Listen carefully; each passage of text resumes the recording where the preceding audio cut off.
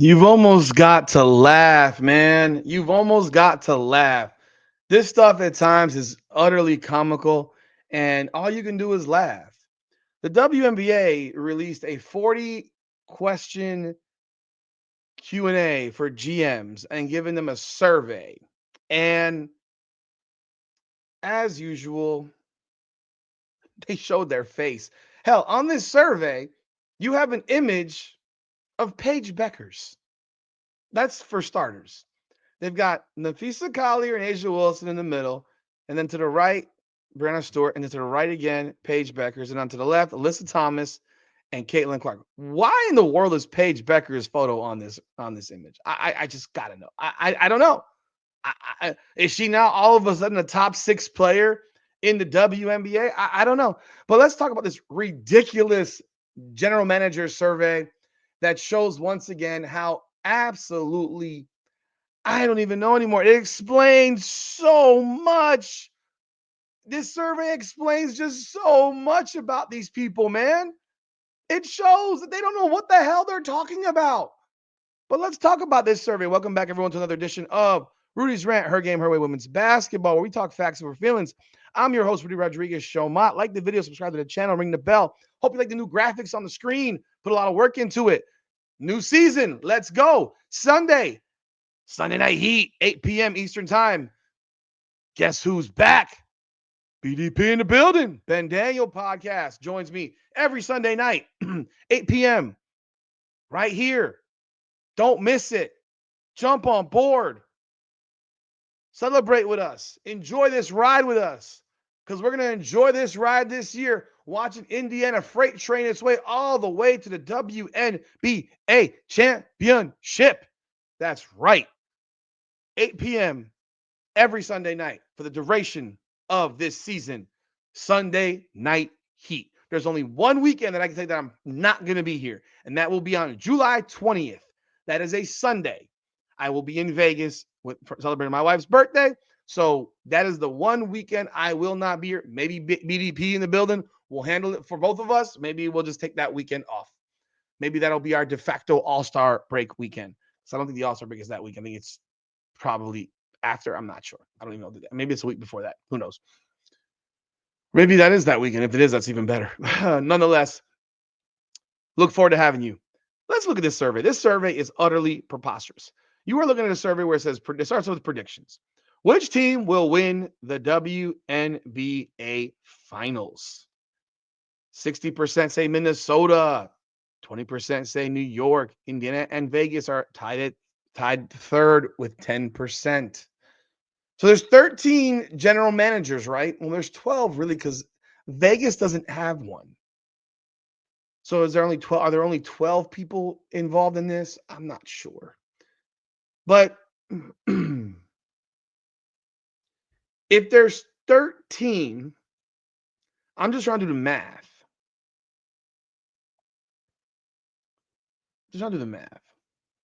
Are you maybe not allowed to vote for your own team? I'm not sure. Because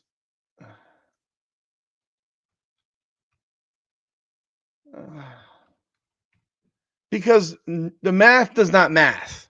All right. With 13 GMs,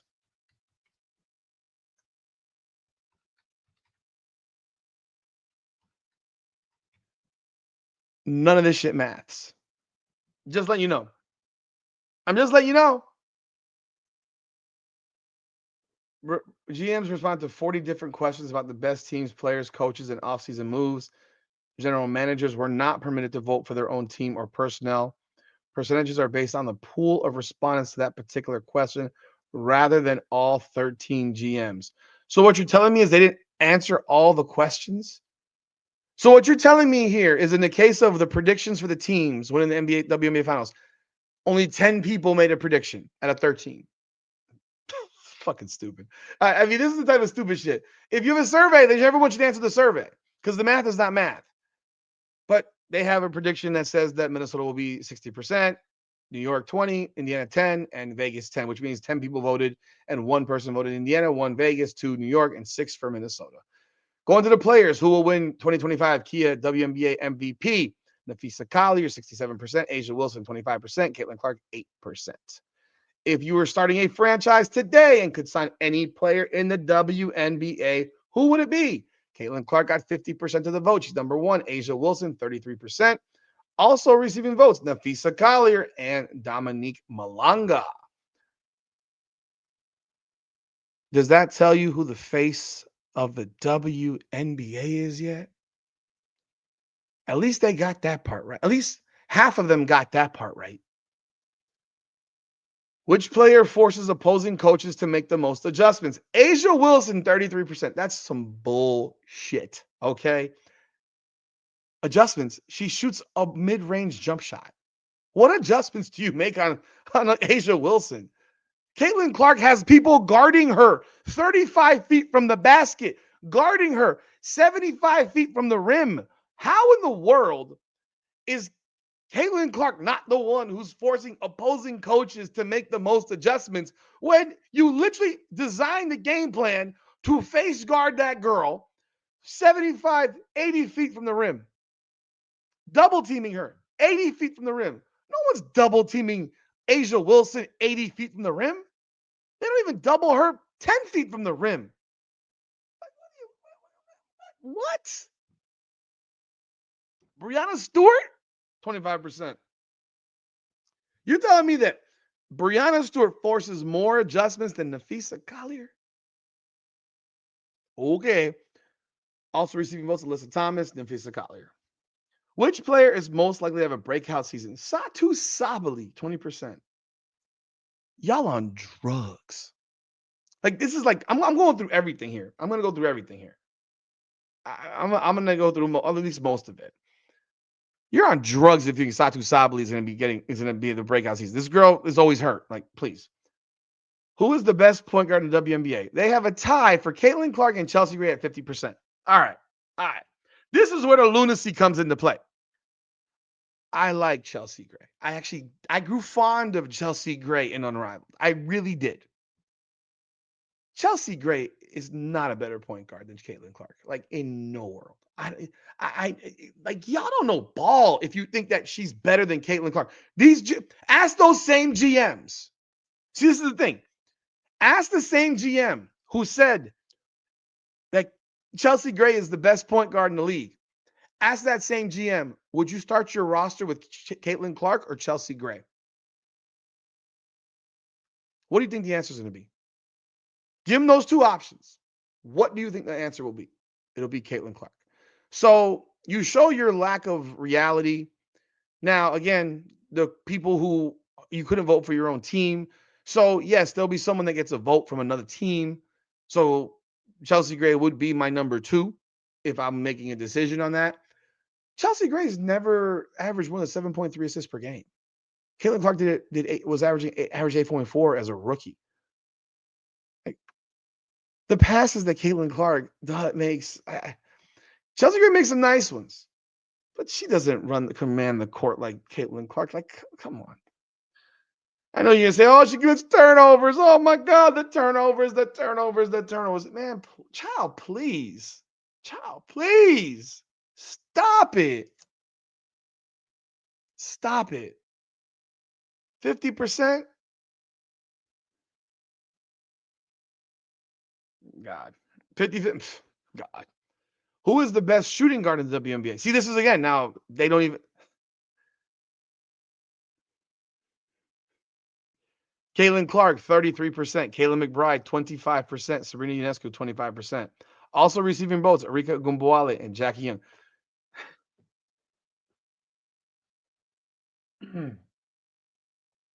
I can only presume that the people that voted Caitlin Clark as not the best point guard and voted Chelsea Gray as the best point guard, at least some of them voted for Caitlin Clark as the best shooting guard because they don't actually know what position she plays. Because that's what this shows me is that the GMs don't even know what position Caitlin Clark plays. Caitlin Clark plays point guard. She might be the best shooting guard in the league too, but she plays point guard. On the Indiana Fever, Kelsey Mitchell is the shooting guard. Kelsey Mitchell is the shooting guard. Caitlin Clark is the point guard. Sabrina Ionescu, do y'all remember the 2 for 20 she had, or what was it, 1 for 19 that she had in the finals? 1 for 19, was it? That's what you think is the tied for second for best shooting guard? If you think Caitlin Clark's the best shooting guard, then she's the. They don't even know, but they don't even know what position the woman plays. This is who runs your franchises. These are the people who run your franchises. They don't know dick about their own sport. Who is the best forward? Defisa Collier, Asia Wilson, both get 33%. Brianna Stewart, 25%. Liz Thomas, 8%. Best center, Asia Wilson, 50%. John Paul Jones, 33%. Brittany Griner, 17%. Offseason, which team made the best overall moves in the offseason via free agency, draft, and trade? Indiana, 64%. Dallas, 18%. How? How? Phoenix got votes, and Chicago? What moves did Chicago make in the offseason? Oh, wait. Their first pick in the draft that they drafted is not going to be playing in Chicago this year. Their second pick is Haley Van Lith. Another pick is Aicha Koulibaly. She's injured. They drafted someone with a torn ACL who's not going to play. So tell me exactly what moves it. You mean trading their pick for Ariel Atkins? That's the move? All right, man. Whatever you say, guys. Whatever you say. God. Dallas. How could those be the best? How could anyone think that Dallas had made the best overall moves? Drafting Paige Beckers was not a move. It was a gift. It was a gift. It wasn't a move.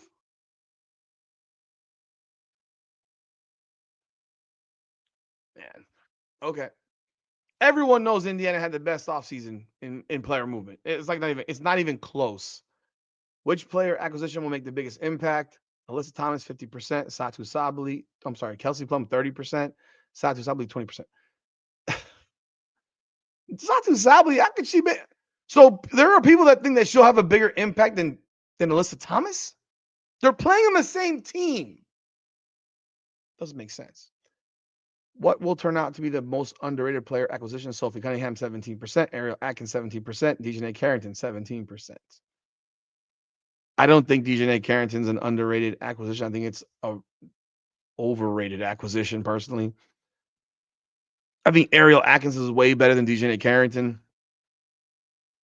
I think Cunningham is the most underrated acquisition, not because I cheer for the Fever, but because she's probably going to be their backup point guard now too, and that is going to be big for them.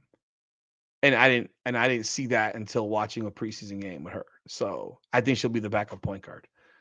So I think that's a big situation for her. I think she is vastly underrated for what she's going to bring to that team, etc. Also getting votes: Bonner, Natasha Cloud, Sammy Whitcomb, Courtney Vandersloot, Kayla Thornton, and Alyssa Thomas. I don't know how Alyssa Thomas can be an underrated player acquisition. I mean, how could a first team all WNBA player be an underrated player acquisition? Who makes up this shit? How can an all-star, DeWanna Bonner was an all-star. How can an all-star be an underrated player acquisition?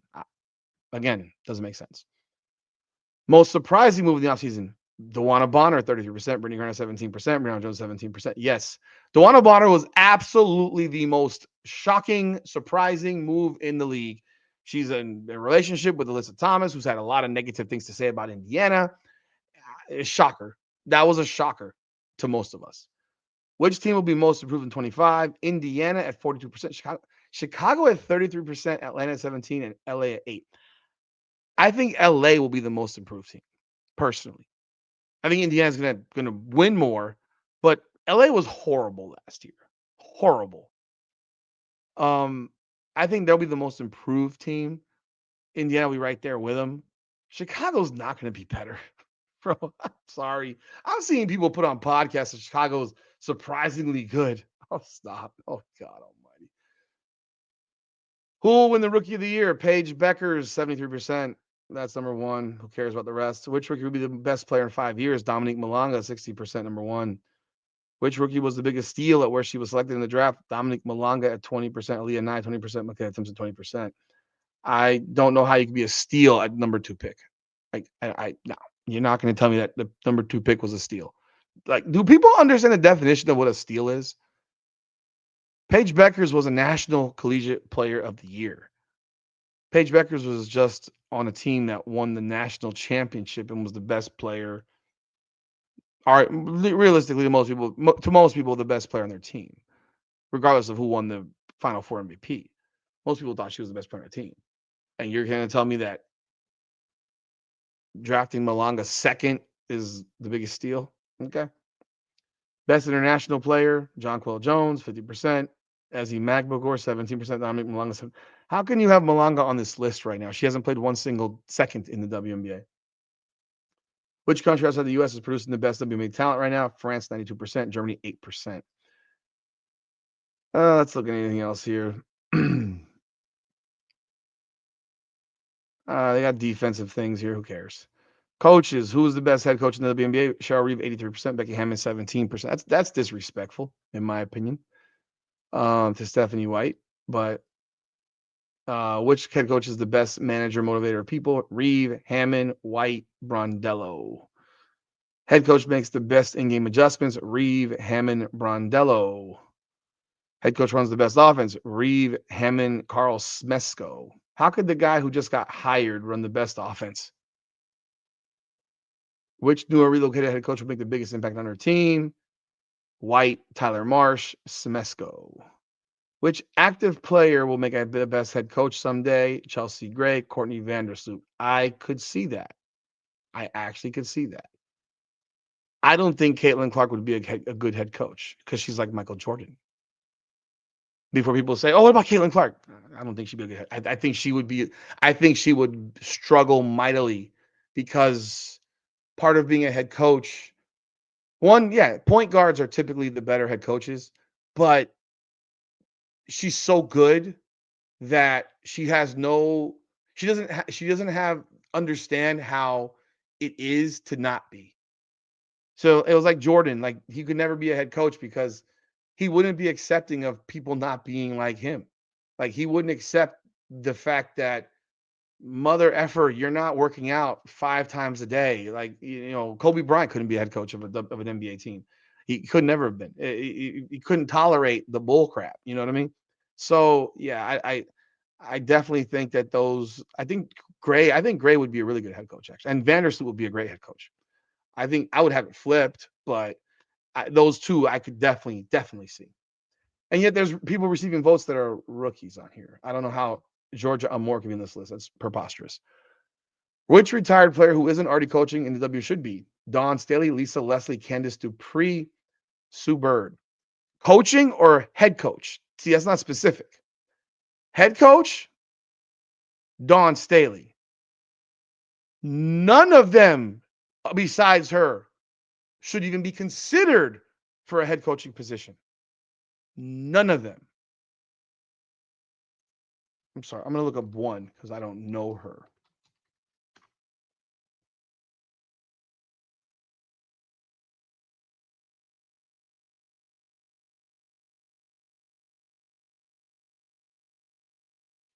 Yeah, I stand on that. None of them. Even Candace Dupree, who I'm not really familiar with, she's a head coach at Tennessee State right now. Like I'm sorry, you're not going to go from Tennessee State to the WNBA as head coach. So Dawn Staley is it. Lisa Leslie getting a vote is like a pandering bunch of bullcrap to her whining about not getting an opportunity as a head coach. You've never been an assistant anywhere. What are you talking about? Let's see the rest of this stuff. The most fun to watch: Indiana, Phoenix, Vegas, Dallas. Indiana's got 75% of the vote. Best home court advantage in New York, 50%. Indiana, 42%. How can New York have a better home court advantage than Indiana? It doesn't even make sense. They don't even help their building. Indiana's going to be busting at the seams. Most promising young core: Indiana, 50%. LA, 30%. Vegas, Dallas. I heard people crying about the fact that Chicago didn't get any votes for this. I thought that was laughable that they're crying about it because Their core in that. They're young. Who is their young core? We don't even know what their young players can do. We know who is the young core of the Indiana Fever. It's Caitlin Clark and Aaliyah Boston. Aaliyah Boston's still considered young. That's your young core. So your young core for Chicago was Angel Reese, Camila Cardoso, Haley Van Lith, and who? That's your young core. Who else? And you don't know how the hell they're going to come together. Like maybe they got to vote. Maybe they should have vote. But yeah, they're not. I don't even know that. See, to me, a core should be more than two players. Personally, so even I would have Indiana probably lower on this because I don't think that they have what I would. I look at LA. They got some young. They got young players. They got a bunch of young players. Vegas, that's ridiculous. That's just stupid. I don't know how Vegas can have a promising young core when all their players are old. Which player is most athletic? Cock Hopper. The best passer. This is where it gets almost more ridiculous. The best passer is Chelsea Gray at 75%. Did y'all watch Caitlin Clark pass the ball last year? General managers. You couldn't have. I mean, you couldn't have. 25% Caitlin Clark.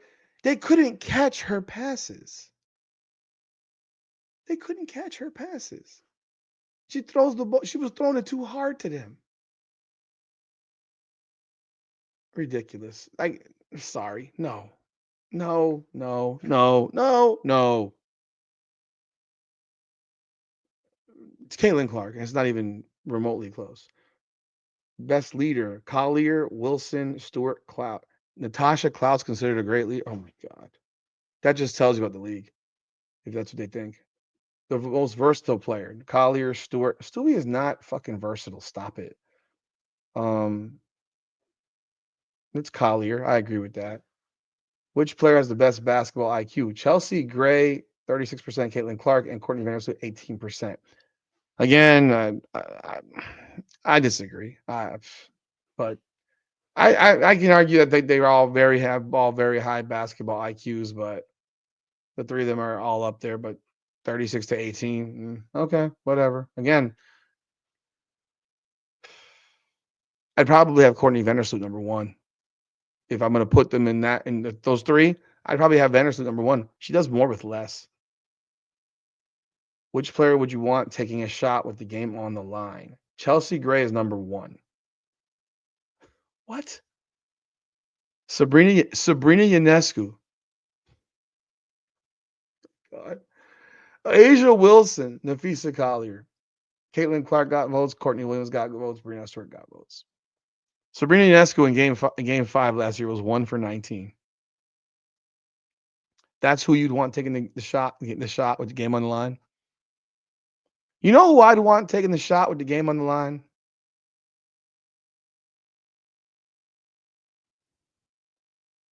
Kelsey Mitchell.